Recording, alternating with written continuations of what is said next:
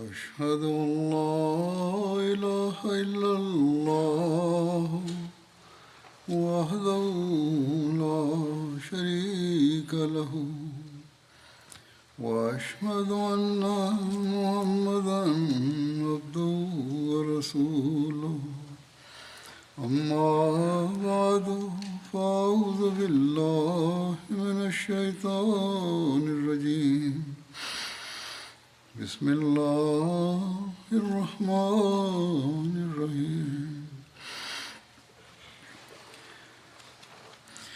الحمد لله رب العالمين الرحمن الرحيم مالك يوم الدين إياك نعبد وإياك نستعين اهدنا الصراط المستقيم صراط الذين أنعمت عليهم غير المغضوب عليهم ولا الضالين. Bismillahirrahmanirrahim. Uzur sọ yìí pé nípa ìtàn òjíṣẹ́ ńlá sallallahu alayhi wa sallam. Ọ̀rọ̀ ogun Uhud ni ó ń lọ lọ́wọ́. Àlàyé nítẹ̀síwájú lórí rẹ̀ lọ báyìí wípé òjíṣẹ́ ńlá sallallahu alayhi wa sallam pàgọ́ sí ibi òkè Uhud. Nígbà tí òjíṣẹ́ ńlá sallallahu alayhi wa sallam pàgọ́ sí ibi òkè Uhud, wọ́n pàgọ́ nípò tó jẹ́ pé òkè Uhud wà lẹ́yìn àwọn ọmọ ogun mùsùlùmí. Lára bẹ́ẹ̀, àwọn mùsùlùmí ti ní ààbò láti ìhà ẹ̀yìn wá. Ṣùgbọ́n àyè kan bẹ ní ibi òkè tó jẹ́ pé àwọn ọ̀tá lè gba ibẹ̀ kọjá tí wọn yóò ṣe àkọlù. Lára bẹ́ẹ̀, ìgbà tí òjíṣẹ́ ńlá sallallahu alaihi wasallam ń wòye sí ewu àti ìpẹlẹgẹ́ tíbẹ̀ jẹ́, wọ́n yan àwọn ọmọ ogun 50 lábẹ́ Abdullahi bin Jubair. Wọ́n yan wọn láti máa ṣọ́ ibi ààyè òkè yìí. Nípa àṣẹ tí òjíṣẹ́ ńlá sallallahu alaihi wasallam fún àwọn atàfàmátàṣe yìí, ẹ̀là rẹ̀ ń lọ nínú Bukhari báyìí wípé in ra'aytumuna takhtafna tayru fala tabrahu makanakum hadha hatta ursila ilaykum wa in ra'aytumuna hazamna al-iqama wa atanahum fala tabrahu hatta ursila ilaykum. Èyí ni pé bí ẹ bá rí àwọn igúnnugún tí wọ́n ń fa ara wa ya, ẹ gbọ́dọ̀ láéláé fi àyè yìí sílẹ̀ o títí tí wọn ò fi ránṣẹ́ pè yín. Bí ẹ bá sì rí i pé a ti borí àwọn ọ̀tá tí a ti ní agbára tá a ti lékè wọn, ẹ ò tó gbọ́dọ̀ kúrò ní àyè yìí títí tí màá fi ìró ránṣẹ́ sí yín. Nínú ẹgbàá mìíràn tó wà nínú Bukhari ó lọ báyìí wípé òjíṣẹ́ ńlá sallallahu alayhi wa sallam sọ wípé ẹ ò gbọ́dọ̀ fi àyè yìí sílẹ̀ bí ẹ bá rí i pé a ti borí àwọn ọ̀tá.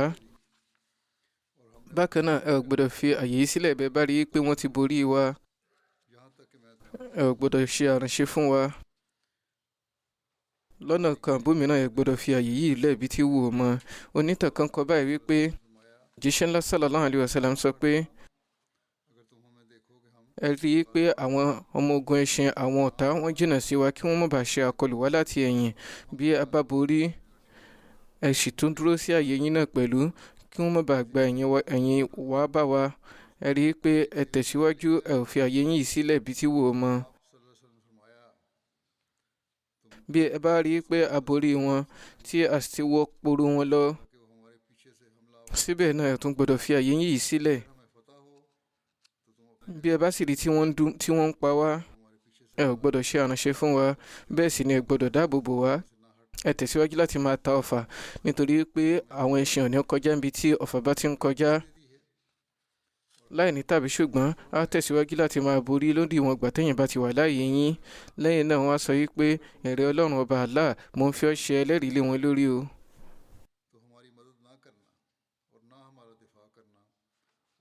onítàn mìíràn kọ báyìí pé ní ààyè yìí òjíṣẹ́ ńlá sallallahu alayhi wa sallam sọ wípé bí ẹ bá rí tí à ń kó àwọn èrè ogun jọ ẹ gbọ́dọ̀ kópa nínú rẹ̀ pẹ̀lú wa, ẹ tẹ̀síwájú láti rí pé ẹ̀ ń dáàbò bò wá ni. onítàn mìíràn kọ nípa àwọn atàfàmátàsé àádọ́ta yìí wípé ibi tí wọ́n ti rí ààyè eléyìí tí í ṣe Jabal Rumah tí ó jẹ́ ibi pẹ̀tẹ́lẹ̀ òkè náà yìí, wọ́n rí i pé ọ̀nà kan bẹ níbẹ̀ eléyìí tí èèyàn fi lè mọ bí òjíṣẹ́ ńlá sallallahu alayhi wa sallam ṣe dáńtọ́ nínú ètò ogun tó.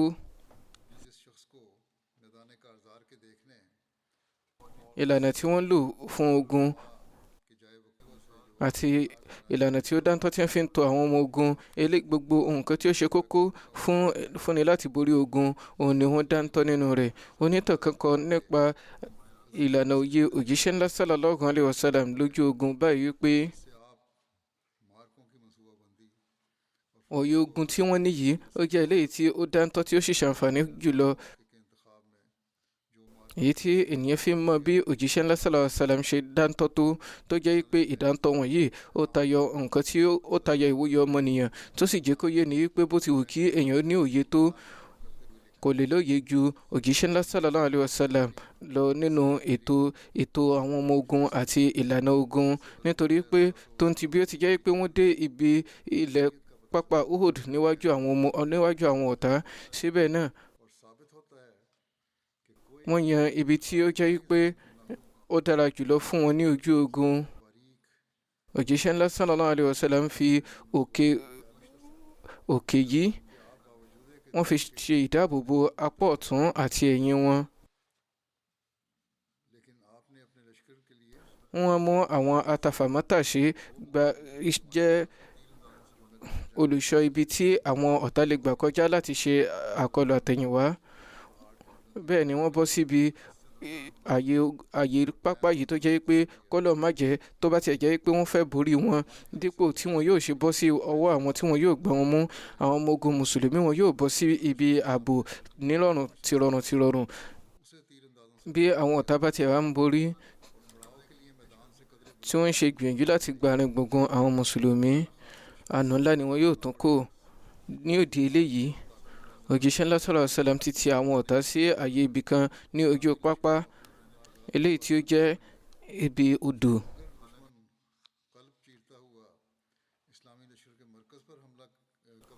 nígbà tó jẹ́ pé àwọn Kùrẹ́ṣì ti níwòye pé òjíṣẹ́ ńlá sallallahu alayhi wa sallam bọ̀ àwọn mùsùlùmí yóò jáde ní Medina láti wá kojú wọn tààràtà lójú pápá, ṣùgbọ́n òjíṣẹ́ ńlá sallallahu alayhi wa sallam àwọn ọmọ ogun gba ààyè kejì tí ó rí pé wọ́n ti àwọn ọ̀tá sí agbọn ìwọ̀ oòrùn. àwọn wá mú ibi tí ó dára jùlọ fún àwọn ọmọ ogun wọn. látàrí òkè Uhud àti Ainain yìí wọ́n ti rí ààbò ní apá ọ̀tún àti ẹ̀yìn. apá òsì ní Jabal Rumah, ibẹ̀ ni wọ́n yan àwọn tí wọ́n jẹ́ atàfàmátàsé sí, ibi tó sì jẹ́ gúúsù ìlà oòrùn tí ó tún jẹ́ ibi tí àwọn ọ̀tá ò ní lè gbà ṣe àkọlù bí tí wù ú mọ́. nípa eléyìí ẹ̀là wà nínú Siratu Khatamun Nabiyyin tí Hazrat Mirza Bashir Ahmad kọ báyìí wípé òjíṣẹ́ ńlá sallallahu alayhi wa sallam nígbẹ̀kẹ̀lé nínú Ọlọ́run ọba, wọ́n á tẹ̀síwájú. wọ́n pàgọ́ sí òkè Uhud ní ọ̀nà tí ó jẹ́ wípé òkè Uhud ó wà ní ẹ̀yìn àwọn mùsùlùmí tí Medina sì wà níwájú. lára báyìí wọ́n ti dáàbò bo ẹ̀yìn àwọn ọmọ ogun wọn.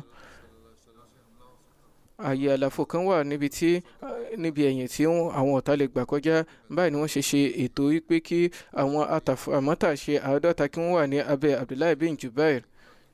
wọ́n rìn kékeré mọ́ fún wọn wípé ìyówù tí ò bá ṣẹlẹ̀ ẹ gbọ́dọ̀ fi àyè sílẹ̀ bí tí wò ó mọ́, ẹ tẹ̀síwájú láti máa ta ọfà sọ́dọ̀ àwọn ọ̀tá.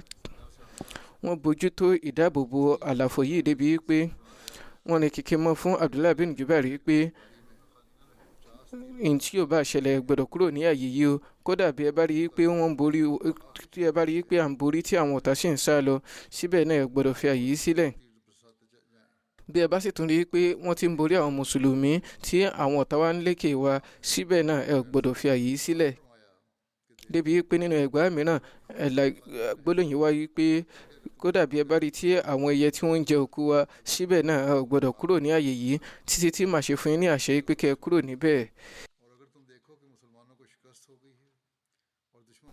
Hazrat Muslim Maud radiyallahu ta'ala anhu sọ̀rọ̀ nípa eléyìí pé òjíṣẹ́ ńlá sallallahu alaihi wasallam dé Uhud, ibẹ̀ wọ́n yan àwọn ènìyàn 50 láti ṣe ìdáàbòbò ibi àlàfo òkè. wọ́n sì rìn kìkì mọ́ fún ẹni tí ó jẹ́ adarí wọn yìí pé ìyówù tí ò bá ṣẹlẹ̀ yálà wọ́n ń borí wa àbí à ń borí ẹ gbọ́dọ̀ kúrò ní àyè yìí. lẹ́yìn yìí wọ́n mú àwọn 50 ọmọ ogun láti lọ kojú àwọn ọ̀tá tí wọ́n jẹ́ bí ìlàrun àwọn ọ̀tá yìí.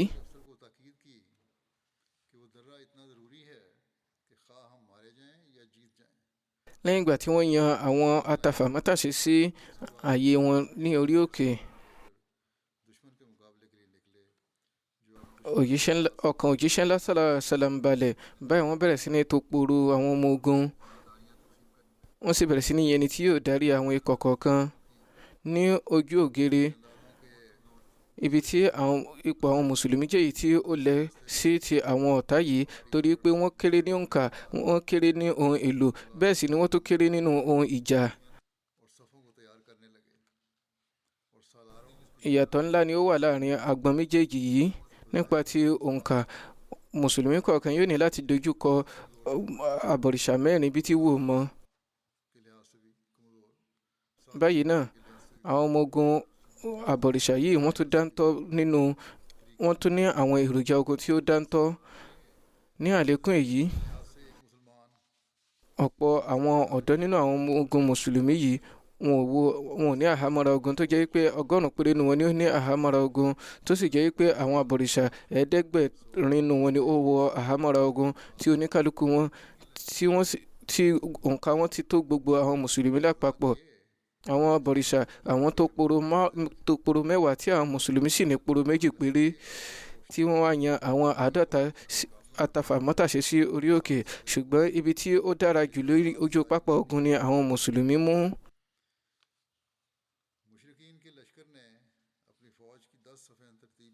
òjíṣẹ́ ńlá sallallahu alaihi wasallam yan Hazrat Zubair bin Awam sí apá ọ̀tún àwọn ọmọ ogun, wọ́n sì yan Munzir bin Umar Ganawi láti darí apá òsì. wọ́n á sọ yìí pé ta lẹni tí ó gbé àsíá àwọn àbọ̀rìṣà yìí. wọ́n sọ fún yìí pé Talha bin Abi Talha ni. òjíṣẹ́ ńlá sallallahu alaihi wasallam dáhùn yìí pé alẹ́tọ̀ àti mú májẹ̀mú ṣe jù wọ́n lọ. lára bẹ́ẹ̀ wọ́n gba àsíá lọ́dọ̀ Hazrat Ali, wọ́n fún Musa bin Umair. òun náà wá láti ìran tí ṣe Banu Abdiddar bin Qusay tí wọ́n jẹ́ agbé àsíá àwọn Quraishi. èyí ni pé ẹni tí ó gbé àsíá àwọn Quraishi lọ́jọ́ yìí láti inú ìran rẹ̀, òun ni ẹni tí òjíṣẹ́ ńlá sallallahu alaihi wasallam yàn láti gbé àsíá àwọn mùsùlùmí náà. wọ́n á sọ wípé àwọn ni wọ́n ní ìwọ ìgbé. ẹni tó kọ ìtàn yìí ó kọ báyìí pé àwọn ìran yìí náà ni wọ́n ní ìwọ ìmágbé àsíá ṣáájú kí Islam tó bẹ̀rẹ̀, ìyẹn àwọn Banu Abdiddar. ìtumọ̀ ìmúṣẹ májẹ̀mú yìí ó sì ní ìtọ́ka sí ìmúṣẹ májẹ̀mú orílẹ̀ ti Qusay, eléyìí tí òjíṣẹ́ náà sàlám sọ wípé àwọn ní láti ṣe àmúṣẹ májẹ̀mú. sára àwọn mùsùlùmí lọ́jọ́ yìí ni Amita. òjíṣẹ́ náà sallallahu alaihi wasallam wólẹ̀ síwájú Ọlọ́run ọba tí wọ́n ń ṣe ìjídẹ̀bẹ̀ láti ní ìborí ní àyè yìí. àwọn Ansar wà ní apá ọ̀tún àti apá òsì. èyí ni pé lápá ọ̀tún àti apá òsì ni àwọn Ansar wà. níbi àárín gbùngbùn tí àkọlù sì lè pọ̀jù sí, ibẹ̀ ni òjíṣẹ́ náà sallallahu alaihi wasallam wà pẹ̀lú àwọn Muhajirin. àárín gbùngbùn òun ni wọ́n wà pẹ̀lú àwọn Muhajirin. àárín gbùngbùn poro kejì òun ni wọ́n wà. níbi tí wọ́n dúró sí ó jẹ́ àárín gbùngbùn poro kejì. báyìí wọ́n tẹ̀síwájú láti máa fún àwọn sàbẹ ní àṣẹ wípé wọn ò gbọ́dọ̀ ṣe àkọlù láì jẹ́ pé wọ́n rí àṣẹ gbà látọ̀dọ̀ wọn. Sahih Muslim ní ẹgbàá wípé Hazrat Anas ní ẹgbàá báyìí wípé ní ọjọ́ ogun Uhud òjíṣẹ́ náà sàlám ṣe àdúrà báyìí pé Allahumma innaka intasha la tubat fil ard. Èyí ni pé ìrẹ́ Olúwa bí o bá fẹ́ kò ní sí ìjọsìn rẹ lórí ilẹ̀ mọ́. Èyí ni pé bí o bá ṣe àránṣe fún mi nǹkan tí yóò jẹ́ àbáyọrí rẹ̀ nìyí. Nínú ẹgbàá mìíràn ó lọ báyìí pé nínú ogun Badr òun ni òjíṣẹ́ ńlá sallallahu alaihi wasallam ti ṣe àdúrà yìí àìsí mẹ́nubà nínú rẹ̀ náà. Nínú ẹ̀la Sahih Muslim wọ́n ní ìtọ́ka sí pé ó ṣeéṣe kó jẹ́ pé ọ̀nà méjèèjì ni òjíṣẹ́ ńlá sallallahu alaihi wasallam ti ṣe àdúrà yìí. Wallahu alam, Olúwa ló mọ̀ jùlọ. Hazrat Sa'd bin Abu Waqqas ní ẹgbàá wípé Abdullah bin Jahsh sọ wípé máa bọ̀ pẹ̀lú mi, jẹ́ kí a jọ ṣe àdúrà sí Ọlọ́run ọba Allah. Àwọn méjèèjì wọ́n lọ sí ààyè kan, wọ́n dá wà ní ààyè kan báyìí. Hazrat Sa'd ń ṣe àdúrà báyìí pé ìrẹ́ Olúwa mi, nígbà tí a bá kojú àwọn ọ̀tá lọ́la, jọ̀wọ́ jẹ́ fún mi ní àǹfààní láti kojú jagunjagun tí ó ní agbára tí ó sì ní ìkanra, kí n jà pẹ̀lú rẹ̀ nítorí tirẹ̀, kó sì bá mi jà, kó wá fún mi ní àǹfààní láti borí rẹ̀, kó fún mi ní àǹfààní láti ṣe ikú pa, kí n sì kó àwọn ohun tí ó jẹ́ tirẹ̀.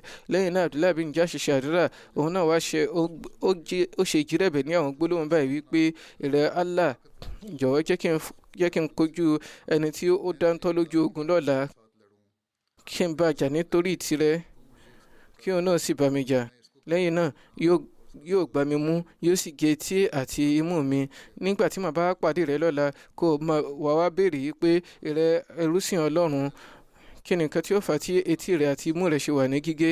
Màá máa dáhùn pé ìrẹ́ Olúwa mi, nítorí tiẹ̀ àti ti ìyọ́nú rẹ̀ àti òjíṣẹ́ rẹ̀ ni ilé ìṣẹ́ wá sí mi. Lẹ́yìn náà Olúwa máa dá mi lóhùn pé òdodo ni nǹkan tí ó sọ. Hazrat Sa'd bin Abu Waqqas sọ pé ìrẹ́ ọmọ mi ọ̀wọ́n, àdúrà tí Abdullah bin Jahsh ṣe yìí ó dára ju ti èmi lọ.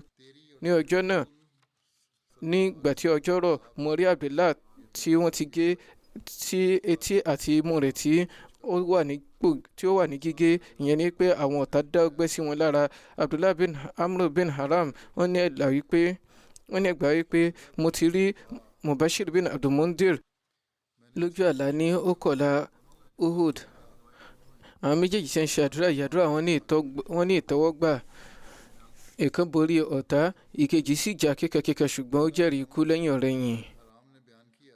Ní ṣókí, èyí ni àdúrà àwọn méjèèjì yìí.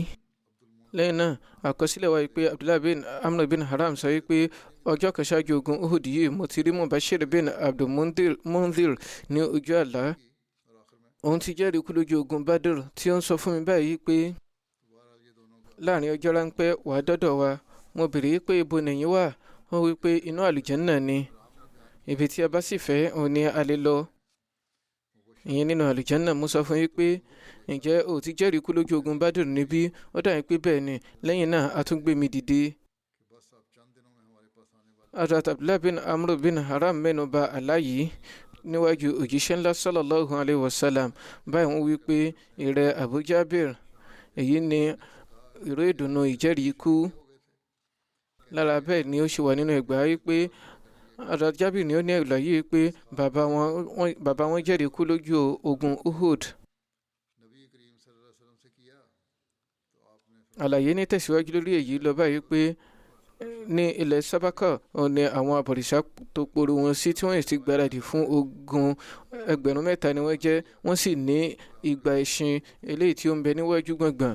Lẹ́yìn náà wọ́n mú Khalid bin Walid láti ṣe adarí àwọn tí ń bẹ ní apá ọ̀tún, àwọn ọmọ ogun lórí ẹṣin. Ikrimah bin Abu Jahl ní apá òsì. Safwan bin Umayyah ló ń darí àwọn ọmọ ogun orí ilẹ̀, táwọn kan sọ pé Amr bin As ní. Abdullah bin Abi Rabi'ah ni ó ń darí àwọn tí wọ́n ń ta ọfà. Gbogbo àwọn ènìyàn yí padà gba Islam. Wọ́n fún Talha bin Abi Talha ní àsíá eléyìí tó jẹ́ ara ìran Abdudar. Èyí ni ọ̀rọ̀ bí òjíṣẹ́ náà sàlám ṣe sọ wípé a ní ẹ̀tọ́ láti ṣe àmúṣe májẹ̀mú jù wọn lọ, eléyìí tí a ti mẹ́nubà. Wọ́n fún Talha bin Abi Talha ní àsíá eléyìí tó wà nínú Banu Abdudar. Báyìí Abu Sufyan bẹ̀rẹ̀ sí ní ti àwọn Banu Abdudar yìí gbẹ̀ngbẹ̀n pẹ̀lú gbólóhùn báyìí wípé ẹ̀yin Banu Abdudar, ẹ̀yin ni ẹ gbé àsíá wa ní ojú ogun Badr. Ẹ sì mọ nǹkan tí ó ṣẹlẹ̀.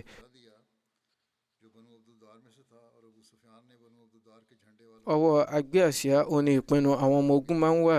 Bí ẹni tó bá gbé àsíá bí ó bá dúró gbọngbọn á tẹ̀síwájú láti máa fún àwọn ènìyàn ní kóríyá. Bí ó bá bẹ̀rẹ̀ sí ní sá ohun gbogbo yóò dàrú. Bí ẹni tí ó bá gbé àsíá bá bẹ̀rẹ̀ sí ní sá lọ oníkálukú ó bẹ̀rẹ̀ sí ní fẹsẹ̀fẹ. Torí náà yálà ẹ ó gbé àsíá yìí dúró àbí kí ẹ kúrò lójú ọ̀nà kí a wulẹ̀ má wulẹ̀ bìkítà ń pa yín. Wọ́n ṣe ìgbìyànjú láti tì wọ́n gbọ̀ngbọ̀n pẹ̀lú iye ọmọnìyàn wọn. Wọ́n á dàbí pé ǹjẹ́ a fi àsíá lẹ́yìn lọ́wọ́ bí ẹ̀ ń bọ̀ wá mọ̀ nígbà tí ogun bá bẹ́ sílẹ̀ tán ẹ ó mọ nǹkan tí àwa ní kápá àti ṣe. Àwọn obìnrin Kùrẹ́ṣì ni ó wà lẹ́yìn tí wọ́n fún àwọn ènìyàn ní kóríyá pẹ̀lú ìlú àti orin tí wọ́n sì rán wọn létí àwọn ẹ̀tẹ́ tí wọ́n ti kò ní ṣáájú.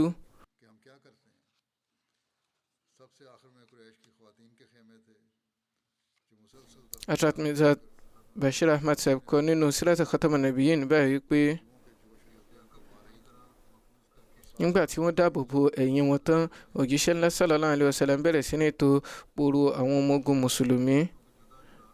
Wọ́n sì bẹ̀rẹ̀ sí ní yan adarí fún ikọ̀ kọ̀ọ̀kan. Ní ààyè yìí òjíṣẹ́ ńlá sallallahu alaihi wasallam gba ìròyìn pé Tọ́láhà ni ó gbé àsíá àwọn Kùrẹ́ṣì. Tọ́láhà sì wá láti ìran tí ó jẹ́ ti Qusay bin Kilab tí ó jẹ́ elétò àwọn Kùrẹ́ṣì. Àwọn sì ni wọ́n ní ẹ̀tọ́ àti máa gbé àsíá nígbà ogun wọn. Nígbà tí wọ́n gbọ́ nípa eléyìí nígbà tí wọ́n mọ eléyìí òjíṣẹ́ ńlá sallallahu alaihi wasallam sọ wípé a ní ẹ̀tọ́ láti bójútó iyì ìlú jù wọ́n lọ. Báyìí ni wọ́n ṣe mú àsíá àwọn Muhajirin kúrò lọ́dọ̀ Hazrat Ali. Wọ́n fún Mus'ab bin Umair tí ó jẹ́ pé láti ẹnìkan ní inú ìran yìí ni òun náà jẹ́ ìyẹn ìran tí Talha ti wá. Ní ọ̀nà kejì àwọn ọmọ ogun Kùrẹ́ṣì náà ti tò poro wọn. Abu Sufyan ni adarí àwọn ọmọ ogun. Khalid bin Walid ni ó jẹ́ adarí ní apá ọ̀tún tí Ikrimah bin Abu Jahl sì jẹ́ adarí ní apá òsì. Abdullah bin Rabi'a ni ó ń darí àwọn atafa.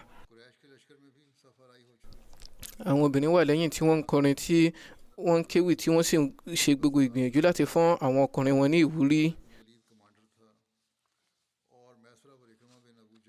Ní ṣókí nígbà tí àwọn ọmọ ogun méjèèjì tó poro tán Abu Sufyan bẹ̀rẹ̀ sí ní pe àwọn Ansari mùsùlùmí pé ẹ̀yin ìran Aus àti Khazraj ẹ kúrò láàrin àwa àti àwọn ìbátan wa a ò ní nǹkan kan ṣe pẹ̀lú yín. Lórí èyí àwọn Ansari sọ̀rọ̀ kò bá kùn gbé sí Abu Sufyan.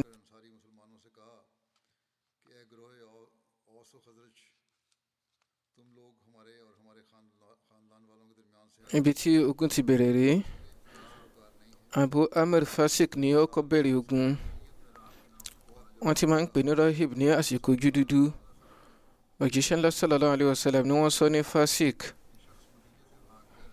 Ẹni yìí sá láti Medina lọ sí Makkah tí wọ́n sì ń sọ fún àwọn Kùrẹ́ṣì pé nígbà tí òun bá ti lọ pàdé àwọn ènìyàn gbogbo wọn ni wọn yóò darapọ̀ mọ́ òun. Èyí ni èròkèrò tí ó ń bẹ lórí ẹ̀mí rẹ̀ wípé nígbà tí ó bá ti dọ́dọ̀ wọn tí òun bá ti pe orúkọ òun àwọn ànsọ́rò wọn yóò fi àwọn mùsùlùmí sílẹ̀ wọn yóò darapọ̀ pẹ̀lú òun. Ní ṣókí ẹni yìí jáde pẹ̀lú àwọn ènìyàn 50. Wọ́n sọ wípé àwọn 15 ni wọ́n jáde pẹ̀lú rẹ̀ láti Makkah tí àwọn yòókù sì wá láti àwọn ìran kéréje tí wọ́n sì jẹ́ ẹrú àwọn ará Makkah. Báyìí ni wọ́n bẹ̀rẹ̀ sí ní kéde wípé ẹ̀yin ìran Aus èmi ni Abu Amir. Àwọn Ansari sọ wípé ìrẹ́ Fasik Ọlọ́run bọ̀ ní tú ọ lójú láyé. Nígbà tí ó gbọ́ ìdáhùn àwọn Ansari yìí ó dáhùn yìí pé àwọn ènìyàn mi ti kégún fún mi. Báyìí ó jà pẹ̀lú wọn kíkankíkan tí ó sì tẹ̀síwájú láti máa ju oko. Ọmọ Abu Amir yìí tí í ṣe Hazrat Hanzala ìkànnà àwọn mùsùlùmí ni tí ó sì wà lójú ogun òun ti di mùsùlùmí tiẹ̀. Ó wá tọrọ ìyọ̀ǹda lọ́dọ̀ òjíṣẹ́ ńlá sallallahu alaihi wasallam wípé òun fúnra òun ní òun fẹ́ ṣekú pa bàbá òun. Ṣùgbọ́n òjíṣẹ́ ńlá sallallahu alaihi wasallam wọ́n dókun eléyìí fún un. Tó ti bó ti jẹ́ ojú ogun ni wọ́n wà síbẹ̀ náà tó yé tí ìlànà ni òjíṣẹ́ ńlá sallallahu alaihi wasallam tó ń fi ẹ̀kọ́ rẹ̀ lélẹ̀ yìí pé rárá ẹlòmíràn ni yóò ṣekú pa kò ní jẹ́wọ́. Báyìí lẹ́yìn Abu Amir òun ni arákùnrin kan náà àwọn Kùrẹ́ṣì náà dìde lórí ẹran eegun rẹ̀ tí ó pèpè fún ìjà.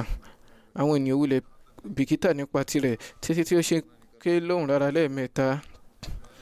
Báyìí Hazrat Zubair bọ́ síta.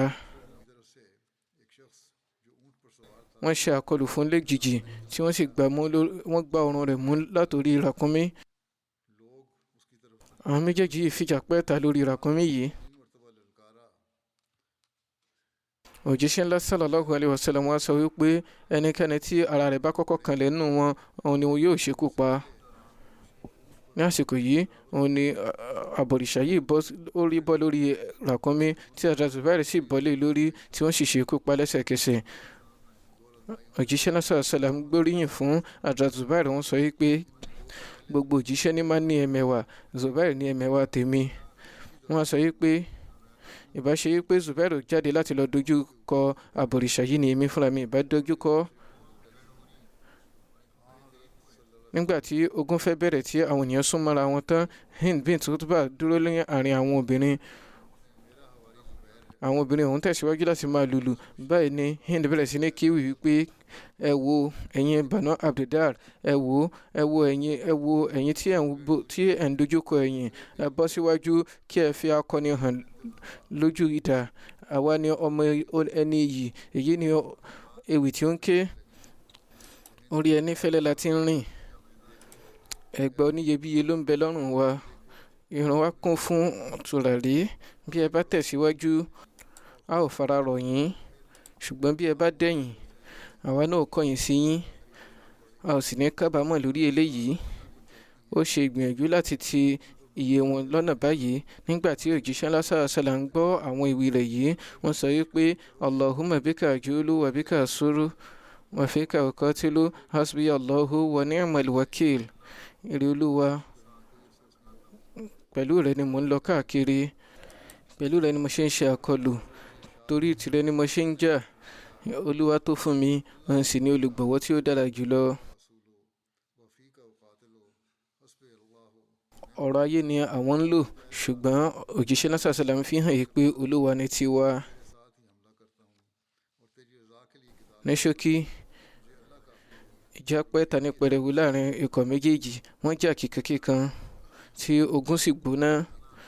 Abu Dujana Ansari, Talha bin Ubaidullah, Hamza bin Abdul Muttalib, Ali bin Abi Talib, Anas bin Nadar, Saad bin Rabi' àti bẹ́ẹ̀ bẹ́ẹ̀ lọ ni àwọn tí ń fi akíkanjú hàn lójú ogun yìí. Ọlọ́run bá sọ àánú rẹ̀ kalẹ̀ fún àwọn mùsùlùmí, ó sì ṣe àmúṣe májẹ̀mú rẹ̀. Báyìí àwọn mùsùlùmí ṣe ikú pa àwọn abọ̀rìṣà lọ́pọ̀lọpọ̀ títí tó fi di pé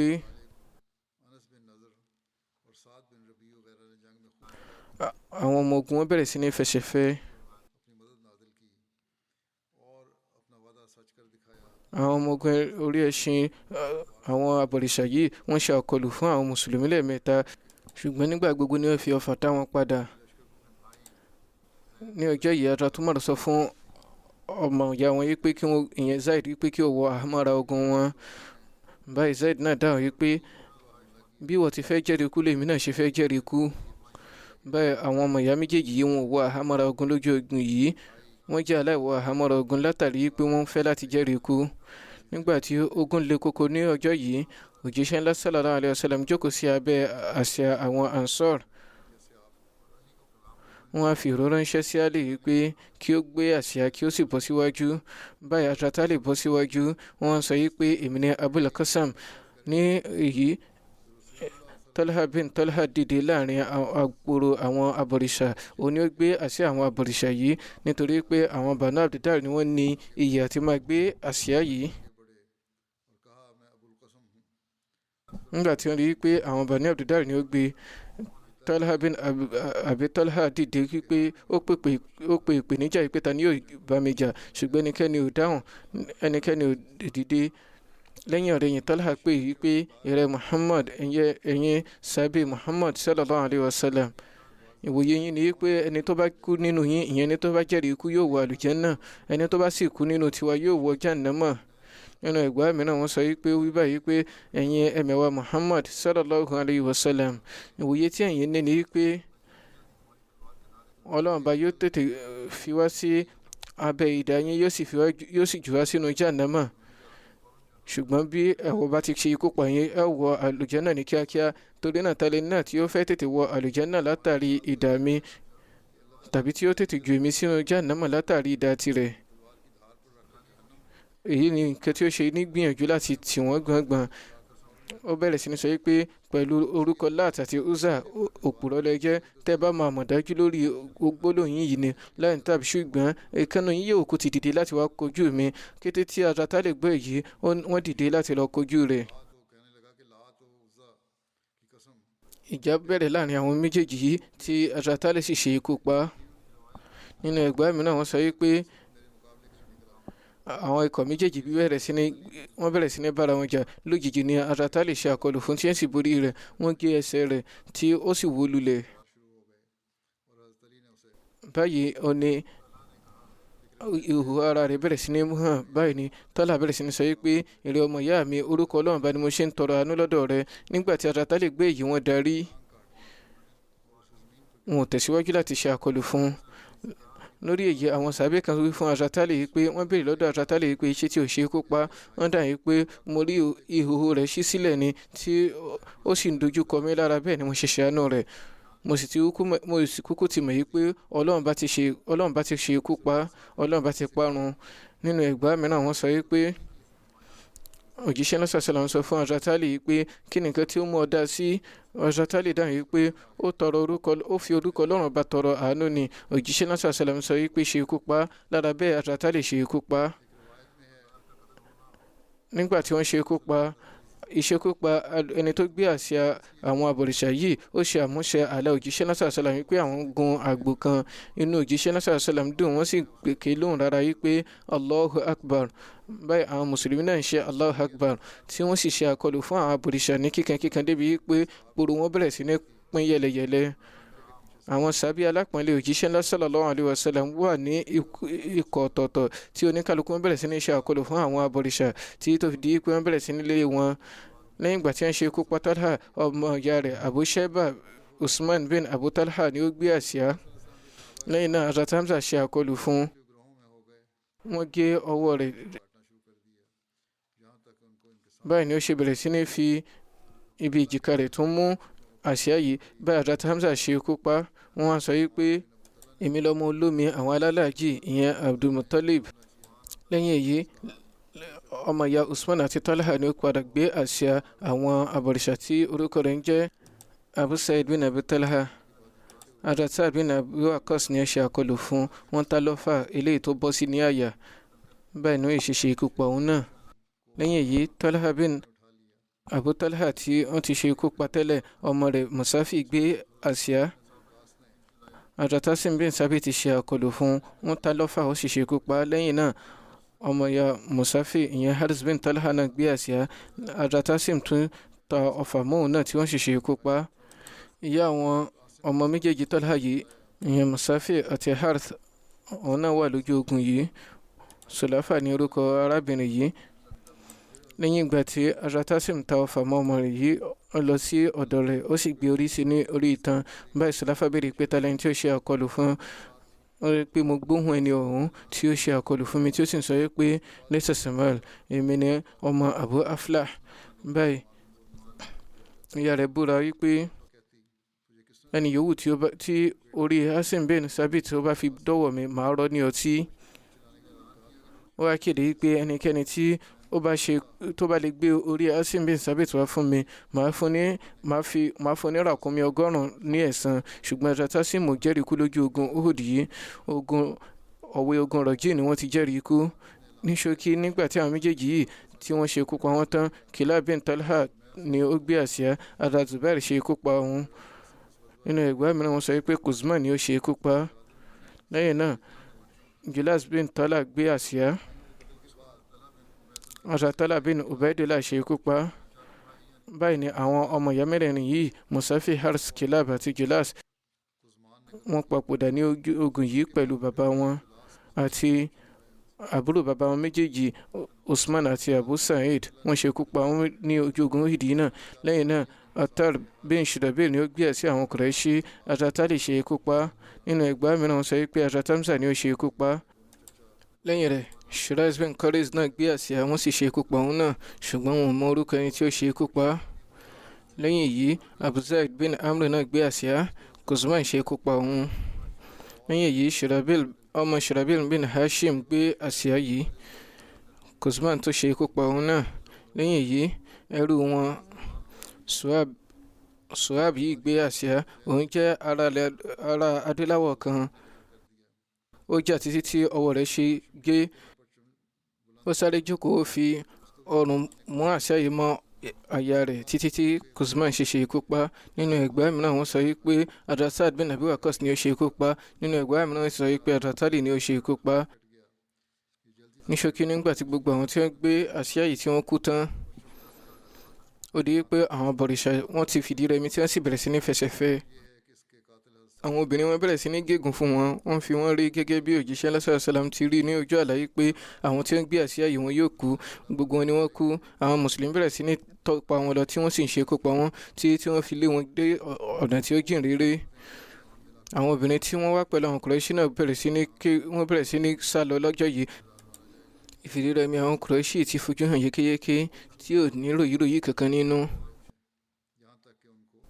àwọn mùsùlùmí wọ poro àwọn ọmọ ogun kèfèrí tí wọ́n sì bẹ̀rẹ̀ sí ní kó àwọn èrè ogun. Hazrat Mirza Bashir Ahmad Sahib kọ nípa eléyìí pé Abu Amir àti àwọn ọmọ ogun rẹ̀ ni wọ́n kọ́ dìde nù àwọn ọmọ ogun Kùrẹ́ṣì. ìran Aus ni wọ́n ti wá wọ́n sì jẹ́ ará Medina. wọ́n mọ̀ wọ́n sí rahib ní ṣáájú. nígbà tí láìpẹ́ kété tí òjíṣẹ́ lásán sàlám dé Medina òun ni ó di pé arákùnrin yìí ó fi ìtara àti ìlara bínú tí ó ṣe kúrò ní Madina tí ó sì lọ sí Mecca pẹ̀lú àwọn ọmọọwá rẹ̀ kọ̀ọ̀kan. báyìí ó bẹ̀rẹ̀ sí ní ti àwọn Kùrẹ́ṣì Mecca tako òjíṣẹ́ ńlá sallallahu alayhi wa sallam àti àwọn mùsùlùmí. ní báyìí ní ojú ogun Uhud ó di elégbé àwọn Kùrẹ́ṣì tí ó sì kópa nínú ogun yìí. ó wá jẹni lójú wípé ọmọ Abu Amir yìí ti ṣe Hanzala ó jẹ́ mùsùlùmí tẹ̀mítẹ̀mí ó sì kópa nínú ogun yìí. ó jà kíkẹ́kíkẹ́ títí tó ṣe jẹ́rìí ikú lójú ogun yìí. nígbà tí ó jẹ́ pé Abu Amir ó jẹ́ ìkànnà àwọn Aus ó ti wá ní wòye pé ní àárín ìgbà pípẹ́ tí òun ti kúrò lọ́dọ̀ àwọn ará Medina nígbà tó ń bá fi darí sọ́dọ̀ wọn látàrí ìfẹ́ tí wọ́n ní fún òun yóò fi Muhammad sallallahu alaihi wasallam sílẹ̀ wọn yóò sì wá darapọ̀ mọ́ òun. nínú ìwòye yìí òun ni Abu Amir ṣe kó àwọn ẹ̀mẹ̀wá rẹ̀ lọ tí ó sì kọ́kọ́ di pé òun ni ó jáde tí ó sì bẹ̀rẹ̀ sí ní ké lóhùn rárá yìí pé ẹ̀yin ìran Aus èmi ni Abu Amir. àwọn Ansar panupọ̀ wọ́n sọ yìí pé kóra rẹ̀ dasán ìrẹ́ Fasik olórí kọ̀ọ̀kan ìtùnú ò ní jẹ́ tiẹ̀. wọ́n bá bẹ̀rẹ̀ sí ní rọ̀jò kò lé lórí débi pé Abu Amir àtàwọn ẹ̀mẹ̀wá rẹ̀ ní láti sá padà sẹ́yìn. nígbà tí wọ́n rí èyí Talha tí ó jẹ́ òun ló ń gbé àsíá àwọn Kùrẹ́ṣì ó dìde pẹ̀lú ìyangàn kíkankíkan ó bẹ̀rẹ̀ sí ní pèpè fún ẹni tí yóò dojúkọ òun. Adratali dojúkọ láàrin àkọlù méjì wọ́n ṣe kópa. lẹ́yìn èyí Usman tí í ṣe ọmọ ìyá Talha náà jáde. Hazrat Hamza bọ́ síta tí wọ́n sì ṣe ikú pa. nígbà tí àwọn Kùrẹ́ṣì tí àwọn kèfèrí tí ń rí èyí báyìí wọ́n bẹ̀rẹ̀ sí ní wọ́n dìde pẹ̀lú àkọlù ní kíkankíkan. àwọn mùsùlùmí náà wọ́n ṣe takbir wọ́n sì bẹ̀rẹ̀ sí ní bọ́ síta láti jà. báyìí ìjà pẹ́ ta láàrin wọn. ní ṣókí nígbà tí àwọn tí wọ́n gbé àsíá àwọn Kùrẹ́ṣì tí wọ́n kú tán ó di pé oníkàlùkù wọn bẹ̀rẹ̀ sí ní rọ́lùra wọn tí ìjà kíkan sì bẹ́ sílẹ̀ láàrin ikọ̀ méjèèjì yìí. lẹ́yìn ọ̀rẹ̀yìn àwọn ọmọ ogun Kùrẹ́ṣì bẹ̀rẹ̀ sí ní pàdánù ipò wọn láàrin àwọn mùsùlùmí. báyìí gbajúgbajà onítàn Gẹ̀ẹ́sì ìyẹn Sawi Lemweir ó sọ wípé àwọn mùsùlùmí ṣe àkọlù fún àwọn ará Mẹ́kà débi pé wọ́n bẹ̀rẹ̀ sí ní pàdánù ipò wọn. àwọn Kùrẹ́ṣì ṣe gbogbo ìgbìyànjú láti yí nǹkan tí ó ń lọ dà wípé kí àwọn ti àwọn ọmọ ogun mùsùlùmí sí apá òsì ṣùgbọ́n léraléra ó ní àwọn atafàmátàṣe tí òjíṣẹ́ lásán sálàm ti yàn síbẹ̀ bẹ̀rẹ̀ sí ní ta ọfà mọ́ wọn pẹ̀lú ìgboyà àti àìmọ́ra tí àwọn mùsùlùmí lò ní ojú ogun Badru náà ni wọ́n tó lò ní ojú ogun Uhud yìí. onítàn Gẹ̀ẹ́sì ní ẹni tí ó ń kọ eléyìí. àwọn ọmọ ogun Mákà bẹ̀rẹ̀ sí ní pàdánù ipò wọn. bí Abu Dujana tí ó jẹ́ oníbòrùn pupa lábẹ́ kòtò ó tẹ̀síwájú láti máa ṣe àkọlù fún wọn tí ó ń lápòrò wọn lọ pẹ̀lú idà tí òjíṣẹ́ ńlá sallallahu alayhi wa sallam fún wọn. ó wá dà gẹ́gẹ́ bí ẹni pé ikú ló ń kọjá láàrin wọn. tìyẹ̀ngàn ní Hamza ṣe ń lapòrò wọn lọ tó ń sì ń borí ní gbogbo ọ̀nà pẹ̀lú àmì ìdààmú iye ògòǹgò tó ń bẹ lára rẹ̀. Bẹ́ẹ̀ ni Ali pẹ̀lú iye funfun rẹ̀ àti Zubair pẹ̀lú láwàní rẹ́súrẹ́sú rẹ̀, oníkálukú wọn lọ kíkankíkan lójú ogun bíi Iliad. Ibikíbi tán bá dé, ikú ni wọ́n fi ń kí àwọn ọ̀tá wọn. Iliad tí William Mary dárúkọ yìí ó jẹ́ akọni kan nínú ìtàn àwọn Greek tí ó jẹ́ ológun kíkankíkan. Ní ṣókí pé ìran yìí jẹ́ àwòkọ́ṣe ẹ̀kọ́ fún àwọn tí ó ń jẹ́ olùborí nínú Islam lẹ́yìn ọ̀rẹ̀yìn. Ní ṣókí ìjà wáyé, ìjà bẹ́lẹ̀, ó sì le kíkankíkan, ó gbóná. Nípìlẹ̀ṣẹ̀ ó kọ́ ṣòro láti mẹ́ni tí ó ń borí, ṣùgbọ́n lẹ́yìn ọ̀rẹ̀yìn pẹ̀lú jẹ́ Ọlọ́run ọba, àwọn Kùrẹ́ṣì bẹ̀rẹ̀ sí ní pàdánù ipò wọn, tí ó sì bẹ̀rẹ̀ sí ní fojú hàn yìí pé wọ́n ti pàdánù. Báyìí wọ́n bẹ̀rẹ̀ sí ní ṣe ikú pa àwọn tí wọ́n gbé àsíá wọn lọ́kàn ìjèjì, débi pé àwọn bíi 9 ni wọ́n gbé àsíá wọn, ṣùgbọ́n lẹ́yọ kọ̀ọ̀kan báyìí ni wọ́n ṣe ikú pa gbogbo wọn, gẹ́gẹ́ bí a ti mẹ́nu bà ní ìṣáájú. Lẹ́yìn ọ̀rẹ̀yìn òun ni ẹrú Tọ́lá kan tí ó jẹ́ ará Abyssinia náà gbé àsíá yìí, ṣùgbọ́n àwọn mùsùlùmí ṣe àkọlù fún un tí wọ́n sì gé ọwọ́ rẹ̀ méjèèjì tó di pé àsíá bọ́ lọ́wọ́ rẹ̀. Ṣùgbọ́n ìgboyà Suhaib ó débi pé tóun ti bó ti wó lulẹ̀ yìí, ó sì tún ṣe ìgbìyànjú láti rí pé òun fi àyà òun gbé àsíá yìí sókè. Ṣùgbọ́n àwọn mùsùlùmí tí wọ́n mọ ìtumọ̀ kí àsíá ṣì wà lókè yìí, wọ́n ṣe àkọlù fún látòkè tí wọ́n sì ṣe ikú pa Suhaib. Lẹ́yìn èyí, ìkankan náà àwọn Kùrẹ́ṣì ò ní gboyà láti gbé àsíá yìí mọ́. Ní ààyè yìí kan náà, àwọn mùsùlùmí gba àṣẹ lọ́dọ̀ òjíṣẹ́ náà sọ̀rọ̀, wọ́n bẹ̀rẹ̀ sí ní ṣe takbir. Lẹ́yìn náà wọ́n tún ṣe àkọlù kíkankíkan tí wọ́n sì tẹ̀síwájú láti máa lágbóró àwọn ọ̀tá lọ, títí tí wọ́n fi dé ibi tí àwọn obìnrin àwọn Kùrẹ́ṣì wà, tí ó sì di pé nǹkan di ìdàrúdàpọ̀ fún àwọn ọmọ ogun Mákà. Láàrin ìgbà ráńpẹ́, pápá ti tẹ́. Ọkàn àwọn mùsùlùmí balẹ̀ débi pé wọ́n bẹ̀rẹ̀ sí ní kó èrè ogun.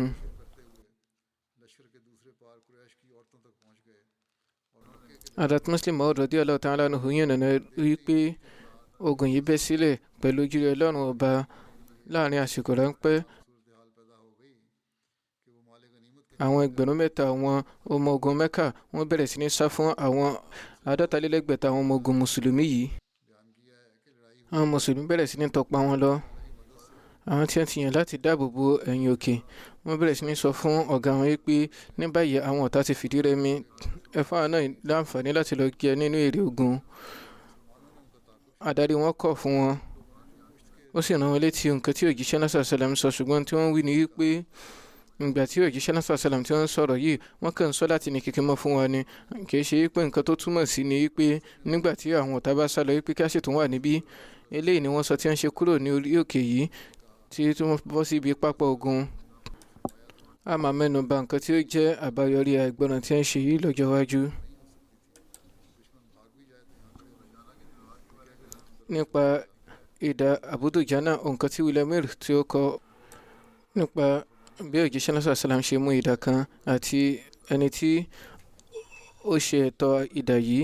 Atatanas ní ẹgbàá nípa eléyìí pé òjíṣẹ́ náà sàlám mú ìdá kan ní ọjọ́ ogun Uhud.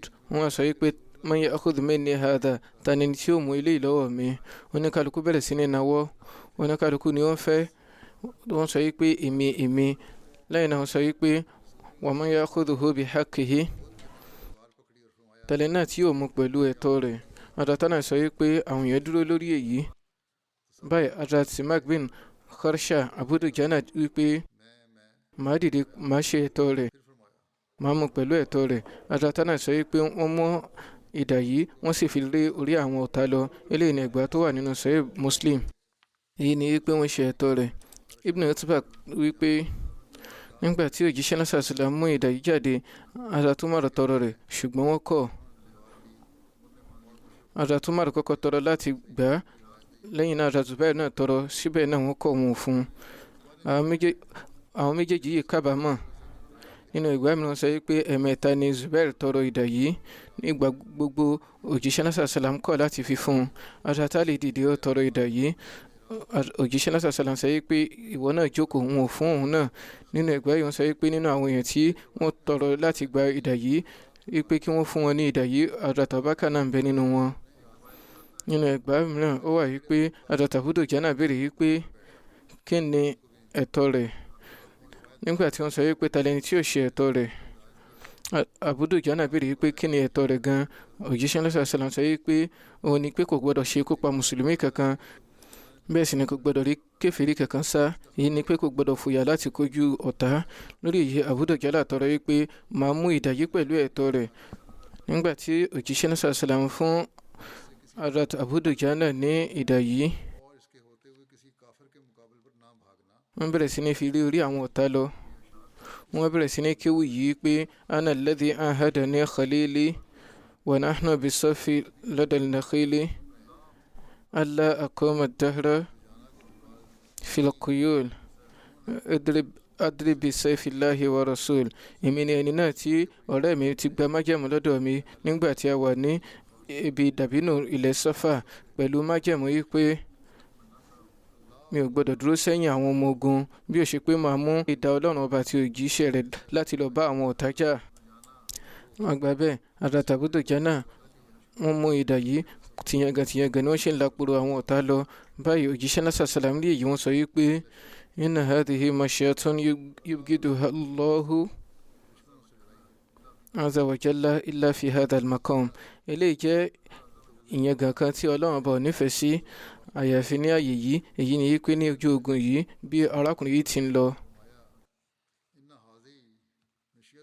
Nínú Siratu Khatam Nabiyyin, Hazrat Mirza Bashir Ahmad kọ nípa Hazrat Abu Dujana yìí pé nígbà tí ó di pé àwọn kèfèrí, nígbà tí wọ́n ṣe àkọlù fún àwọn kèfèrí, báyìí oníkálukú wọn ké, àwọn mùsùlùmí náà sì ké takbir, wọ́n bẹ̀rẹ̀ sí ní lọ láàrin wọn.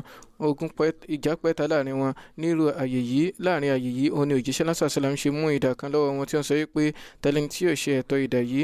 Ọ̀pọ̀lọpọ̀ sàábé ni wọ́n fẹ́ kó jẹ́ wípé àwọn ni wọn yóò rí ìrì yìí. Wọ́n bẹ̀rẹ̀ sí ní náwó wọn. Nínú wọn ni Hazrat Umar àti Hazrat Zubair wà. Kódà nínú ẹgbàá mìíràn Hazrat Abubakar àti Hazrat Ali náà ń bẹ nínú wọn. Ṣùgbọ́n òjíṣẹ́ náà sàṣàlám sì tún gbé ọwọ́ wọn ró. Wọ́n sọ wípé ǹjẹ́ ẹnikẹ́ni bẹ tí yóò ṣe ẹ̀tọ́ idà yìí bí? Lẹ́yìn ọ̀rẹ̀yìn Abu Dujana sọ́rí na ọwọ́ wọn síta. Wọ́n wí pé eré òjíṣẹ́ Ọlọ́run ọba, ẹ jọ̀ọ́ ẹ fún mi ní iyì yìí. Báyìí wọ́n fún wọn ní idà náà tí Abu Dujana sì bọ́ síta pẹ̀lú idà yìí. Wọ́n bẹ̀rẹ̀ sí ní rìn pẹ̀lú ìyẹ̀gàn níwájú àwọn kèfèrí. Wọ́n bẹ̀rẹ̀ sí ní rìn pẹ̀lú ìyẹ̀gàn lọ sọ́dọ̀ àwọn kèfèrí. Òjíṣẹ́ náà sàṣàlám sọ fún àwọn sàábé wípé Ọlọ́run bọ̀ nífẹ̀ẹ́ ìrìn pẹ̀lú ìyẹ̀gàn báyìí, ṣùgbọ́n kì í ṣe nírú ipò yìí. Zubair tó jẹ́ wípé òun ló fẹ́ jù láti rí pé òun ni òun gba idà yìí, tó tún wò wípé nígbà tí òun súnmọ́ wọn ó yẹ kí wọ́n fún òun, ṣùgbọ́n ó bẹ̀rẹ̀ sí ní wòye pé kí ló lè fà tí òjíṣẹ́ náà sàṣàlám tí òun ṣe fún òun ní idà yìí tí wọ́n lọ fún Abu Dujana láti wá yọ ròyìnròyìn rẹ̀ yìí kúrò lórí ẹ̀mí. Ó ti ṣe ìpinnu wípé ibikíbi tí Abu Dujana bá wà ní èmi náà wà, màá sì mọ nǹkan tí Abu Dujana yóò ṣe pẹ̀lú idà yìí. Báwo sọ wípé Abu Dujana ó fi aṣọ pupa kan derí tí ó sì mú idà yìí sọ́wọ́ tí ó bẹ̀rẹ̀ sí ní laporo àwọn ọ̀tá lọ. Mo sì rí i pé ibi yòówù tí ó bá gbà kọjá ó dà gẹ́gẹ́ bí ẹni pé ikú ni ó ń gbàbẹ̀ kọjá ni. Mi ò rí ẹnikẹ́ni tí ó kojú rẹ̀ àfi tí ó sì dá sílẹ̀. Mi ò rí ẹnikẹ́ni tó kojú rẹ̀ tí ó bọ́, tí tó fi di wípé ó la gbogbo poro àwọn Kùrẹ́ṣì tán tí tó fi dé òpin níbi tí àwọn obìnrin Kùrẹ́ṣì dúró sí.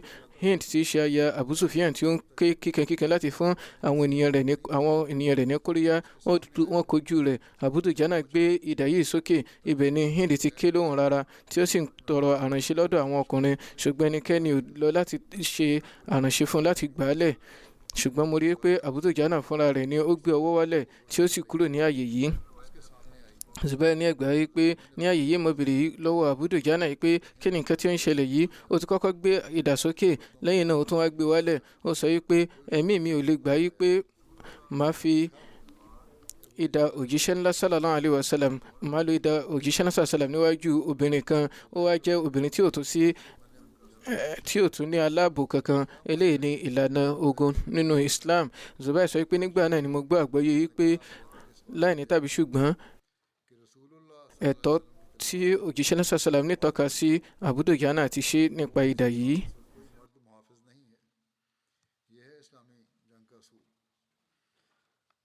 Hazrat Muslim Maud radiyallahu ta'ala anhu náà mẹ́nu bà ìṣẹ̀lẹ̀ yìí báyìí wípé nígbà tí ìyẹn nípa bí sábẹ́ kan ṣe ń béèrè nípa wípé kí ni nǹkan tí ó mú gbé ìdàsókè tí òṣìṣẹ́ ikú pa. Hazrat Muslim Maud náà yẹn nàná rẹ̀ báyìí wọ́n sọ wípé Abu Dujana sọ wípé ẹ̀mí mi ò lè gbà wípé màá lo idà tí òjíṣẹ́ ńlá sallallahu alaihi wasallam fún mi. Ẹ̀mí mi ò lè gbà kó jẹ́ pé idà tí òjíṣẹ́ ńlá sallallahu alaihi wasallam fún mi ni màá fi ṣe àkọlù fún obìnrin tó lẹ. Wọ́n sọ wípé òjíṣẹ́ ńlá sallallahu alaihi wasallam máa fúnni ní ẹ̀kọ́ nípa àpọ́nlé àwọn obìnrin eléde bíi pé àwọn obìnrin kèfèrí ti rí gẹ́gẹ́ bí àǹfààní láti máa fi ṣe àkọlù fún àwọn mùsùlùmí kíkankíkan, ṣùgbọ́n tó ń ti bẹ́ẹ̀ náà kí ni látàrí èyí ó jẹ́ kí èèyàn mọ ìdí tí wọ́n ṣe ń fún àwọn ènìyàn ní ẹ̀kọ́ ìṣàpọ́nlé obìnrin lọ́pọ̀lọpọ̀. Tó ń ti bẹ́ẹ̀ tó di rí pé àwọn obìnrin ọ̀hún gan fúnra wọn bẹ̀rẹ̀ sí ní gbójúgbóyà tí wọ́n sì ń fi ara ní àwọn mùsùlùmí, ṣùgbọ́n síbẹ̀ náà àwọn mùsùlùmí wọ́n sì ní ìgbàmọ́ra. Eléyìí ni ìlànà ogun nínú Islam. Inshallah máa mẹ́nuba tí ó kàn lọ́jọ́ iwájú. Ẹ tẹ̀síwájú láti máa ṣe àdúrà fún àwọn ará Palestine. Ìbàjẹ́ ti dé ògóńgó ó sì tún tẹ̀síwájú. Kí Ọlọ́run bá gbá àwọn oníbàjẹ́ mú kí ó sì dóòlà àwọn ará Palestine tí wọ́n fi ara ní, kí ó ṣe ìrọ̀rùn fún wọn, kí ó fún àwọn orílẹ̀ mùsùlùmí náà ní làákàyè kí wọ́n lè pa ohùn pọ̀, kí wọ́n lè ṣègbìyànjú lórí ìfilọ́lẹ̀ ẹ̀tọ́ àwọn mùsùlùmí ẹgbẹ́ wọn.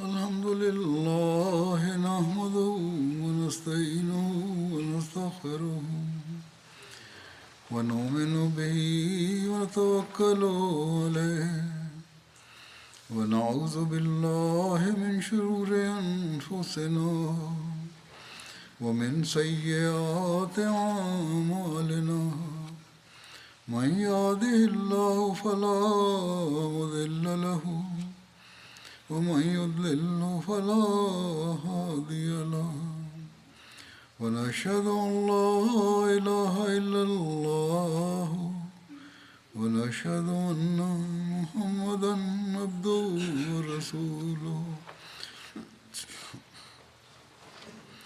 عباد الله رحمكم الله إن الله يأمر بالعدل والإحسان وإيتاء ذي القربى وينهى عن الفحشاء والمنكر والبغي يعظكم لعلكم تذكرون واذكروا الله يذكركم وادعوه يستجب لكم ولذكر الله أكبر.